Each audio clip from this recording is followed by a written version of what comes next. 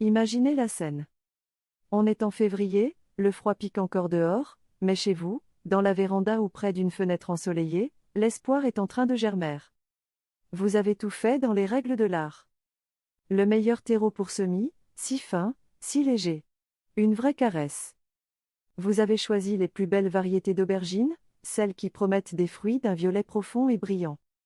Vous avez semé avec une précision de chirurgien, 2 ou 3 graines par pot, recouvertes d'un voile de terreau, le tout tassé avec une infinie délicatesse.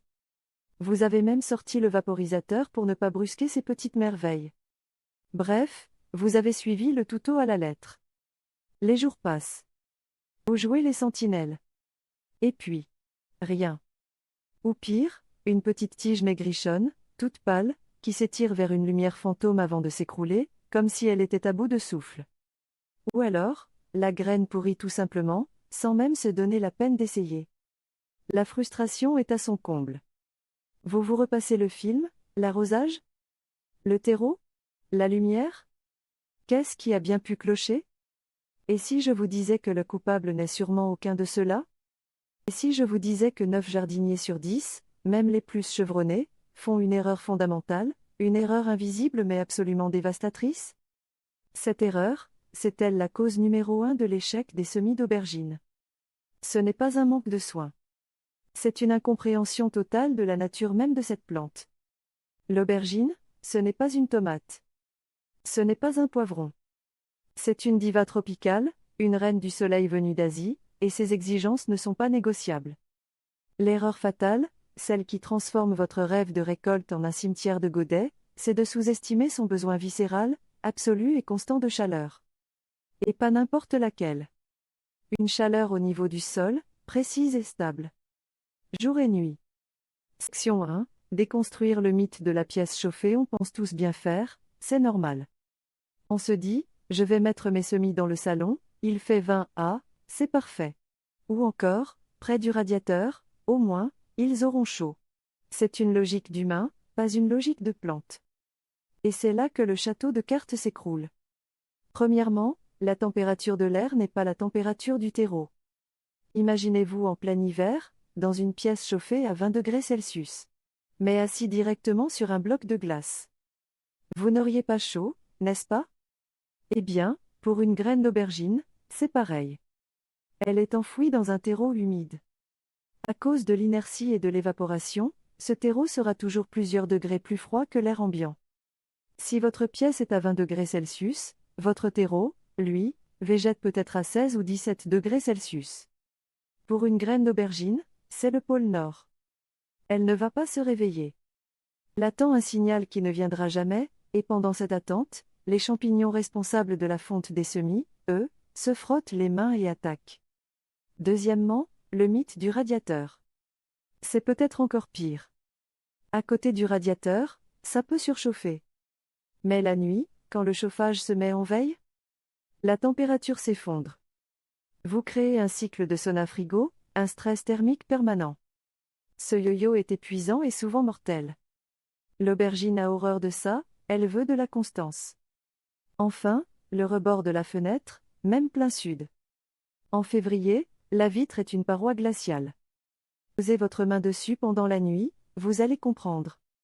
Le terreau, à son contact, se refroidit à vitesse grand V, annulant le peu de soleil de la journée.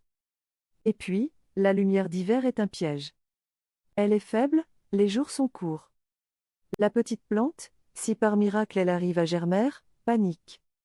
Elle va filer, c'est-à-dire s'étirer en une longue tige ridicule, à la recherche d'une énergie qu'elle ne trouve pas. Cette tige est un aveu de faiblesse. La plante a grillé tout son capital de départ pour grandir en hauteur, au détriment de ses racines. Elle est déjà condamnée. L'erreur fatale, c'est donc une erreur de perspective. On juge la chaleur avec notre thermomètre d'humain, alors qu'il faut penser comme une graine d'aubergine, elle veut un cocon chaud et stable, un lit douillet qui lui chuchote 24 heures sur 24 qu'il est temps de se lancer dans la vie. Section 2, la température idéale, ce que la science nous dit alors, c'est quoi cette température magique? Les chiffres ne mentent pas, ils sont sans appel. Pour que la graine d'aubergine sorte de sa sieste et germe comme une fusée, la température du terreau doit se situer entre 24 degrés Celsius et 28 degrés Celsius. C'est chaud, très chaud. C'est la température d'une belle journée d'été. Dans ces conditions parfaites, la germination est fulgurante, 5 à 10 jours. Certains experts poussent même jusqu'à 28 pour voir les premières pousses en 3 jours à peine. Et si on est en dessous? Autour de 20 degrés Celsius, la germination est encore possible, mais c'est un marathon. Ça peut prendre jusqu'à 3 semaines. 3 semaines, pour une graine toute nue dans son pot, c'est une éternité. C'est laisser la porte grande ouverte aux maladies qui adorent les ambiances fraîches et humides. C'est multiplier par 10 le risque que vos graines pourrissent. C'est aussi voir naître des plantules déjà épuisées, qui ont tout donné juste pour percer la surface du sol. Le message est clair, le but n'est pas de réchauffer un peu, mais d'atteindre et de maintenir une chaleur tropicale au cœur du godet. Jour et nuit. Une température constante est la clé. C'est un signal puissant envoyé à la graine, vas-y, les conditions sont parfaites, déploie toute ta force. Le moindre écart, la moindre baisse, et c'est le doute qui s'installe, le processus qui ralentit, et la graine qui se met en danger. Section 3, Anatomie d'un échec, comment le froid sabote tout pour vraiment saisir l'impact de cette erreur, faisons l'autopsie de nos semis-ratés. Chaque symptôme que vous avez observé est une conséquence directe de ce péché originel de température. Scénario N-1, l'absence totale de germination. Vous attendez. Rien. Frustré, vous videz le pot et vous trouvez une graine molle, en décomposition. Que s'est-il passé? Dans le terreau froid et humide, la graine est restée en mode pause. Pendant ce temps, les champignons microscopiques responsables de la fonte des semis, comme le pythium ou le fusarium, ont trouvé le spot parfait pour une fête. Ils ont attaqué la graine et l'ont littéralement digérée avant même qu'elle puisse germer. Le coupable n'est pas la graine, c'est le temps que vous avez laissé aux microbes pour agir. Scénario N-2, la levée suivie de l'effondrement. Une petite pousse verte apparaît. L'espoir. Mais quelques jours plus tard, vous la retrouvez affalée sur le terreau, la base de sa tige brune, comme pincée. C'est la fonte des semis dans toute sa splendeur. La germination a eu lieu, mais dans le stress. La croissance a été lente, la pousse est faible. Les mêmes champignons, toujours là, ont profité de cette faiblesse pour attaquer le collet, la partie la plus tendre. Ils ont coupé les vivres, et la plante s'est effondrée. Une chaleur de germination optimale aurait donné une plantule costaude, qui aurait grandi assez vite pour leur résister. Scénario N-3, visage mal à l'aise et étiolement, où le filage la plantule pousse, mais tout en hauteur. Elle est pâle, avec une tige longue et fine et des feuilles minuscules. On accuse souvent le manque de lumière, et ce n'est pas faux. Mais c'est un peu plus complexe. C'est le résultat d'un déséquilibre chaleur-lumière. Si la plante reçoit un peu de chaleur, même trop peu, mais pas assez de lumière, son instinct de survie lui crie de grandir vite pour trouver le soleil. En intérieur, c'est une stratégie qui la condamne. La seule façon d'obtenir une croissance trapue et robuste, c'est une température de sol correcte, combinée à une lumière intense dès la sortie de terre. Scénario N-4, le jaunissement et la stagnation. Vos plants ont quelques feuilles, mais c'est tout. Ils ne bougent plus, ils jaunissent. On pense à un manque d'engrais, à un problème d'arrosage. Mais non, souvent, c'est encore et toujours la température. Des racines au froid, ça ne fonctionne pas. Elles n'arrivent pas à boire ni à manger, même si votre terreau est le meilleur du monde. La plante meurt de faim et de soif alors qu'elle a tout ce qu'il faut sous la main. C'est pour ça que baisser la température trop vite après la germination est une erreur. Il faut maintenir une ambiance d'au moins 18 pour que les racines continuent leur travail. Chacun de ces échecs raconte la même histoire, celle d'une plante tropicale qu'on a voulu traiter comme un pissenlit. Section 4, l'arsenal du succès, les outils pour maîtriser la chaleur. La bonne nouvelle? Une fois qu'on a compris le problème, la solution est simple et accessible. Pas besoin de transformer votre maison en jungle, il suffit d'utiliser les bons outils pour créer une petite bulle de chaleur juste pour vos semis. L'outil roi, le plus simple et le plus rentable, c'est le tapis chauffant. C'est un petit tapis électrique qu'on glisse sous les pots. Il ne chauffe pas l'air, il chauffe directement le terreau par-dessous. C'est exactement ce qu'on veut. Il assure cette chaleur de fond constante, jour et nuit, pour quelques centimes d'électricité par mois. C'est le meilleur investissement pour garantir 90% de réussite. Pour un contrôle absolu, couplez-le à un thermostat avec une sonde. Vous piquez la sonde dans un pot, vous réglez le thermostat sur 25 degrés Celsius, et le système se gère tout seul. L'alternative, c'est la mini-serre chauffante. Elle combine le tapis et un couvercle transparent. C'est une super solution clé en main. Le couvercle a un double avantage, il garde une humidité élevée, ce qui aide à la germination, et il crée un microclimat qui limite la perte de chaleur. Pensez juste à aérer 1 ou 2 fois par jour pour éviter que l'humidité ne stagne et ne favorise d'autres maladies. Pour les bricoleurs, on peut se fabriquer une boîte chaude avec une caisse en polystyrène et un câble chauffant de terrarium ou une petite ampoule, en faisant très attention à la sécurité. L'important, c'est de contrôler que la température à l'intérieur est la bonne. Quel que soit l'outil, le principe est le même, fournir une chaleur de fond, constante, au terreau, pendant toute la germination. C'est l'assurance vie de vos semis. Section 5, le protocole de semis parfait, la chaleur à chaque étape. Maintenant qu'on a les bons outils et qu'on a compris l'enjeu, réécrivons le guide du semis d'aubergine, version sans échec. Étape 1, le bon timing. On sème tôt, de février à avril. Le calcul est simple, comptez 8 à 10 semaines avant la plantation en pleine terre, après les dernières gelées, mi-mai pour la plupart des régions. Commencez en février, c'est l'idéal, mais seulement si vous avez un système de chauffage. Sinon, mieux vaut attendre et acheter des plants que de s'acharner pour rien. Étape 2, le choix du matériel. Des godets d'au moins 8 cm ou des plaques alvéolées, avec des trous de drainage, c'est non négociable. Un terreau spécial semis, fin et pauvre, pour ne pas brûler les jeunes racines. Jamais de terre de jardin, elle est trop compacte et pleine de microbes. Étape 3, la préparation. Humidifiez votre terreau avant de remplir les pots. C'est un détail qui change tout. Et avec de l'eau tiède, pas l'eau glacée du robinet. Ça évite un premier choc thermique. Le terreau doit être humide comme une éponge essorée. Remplissez, tassez légèrement. Étape 4, le semis. Déposez 2 à 3 graines par pot. Ça vous permettra de ne garder que le plant le plus costaud. Recouvrez de 3 à 5 mm de terreau fin. Tassez une dernière fois très doucement pour assurer un bon contact entre la graine et la terre. Étape 5, l'installation au spa. C'est là que tout se joue. Placez vos pots sur le tapis chauffant ou dans la mini-serre.